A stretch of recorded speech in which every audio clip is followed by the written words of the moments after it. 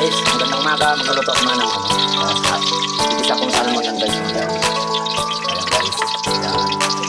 Ito ba, ayan, magkalagay na ako ng ulo ng salmon yan guys. Buyas guys. So, hawak ko lang yung cellphone mga guys. Yun, luto ko na. Ayan guys. Walang punta naman ang guys. Ayan guys, magluluto ako ng aming ulam. Sabi-sabi guys. Ayan. Parang pinulog ko yung isda. Ayan guys, lalagay na natin itong riso.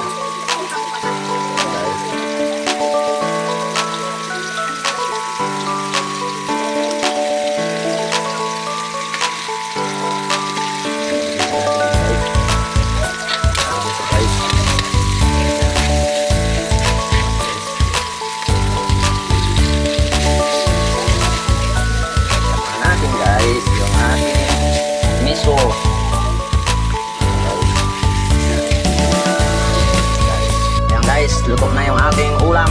Yan o. Hahaunin ko na yan guys. Yan. Diba? Yun yung ulam namin.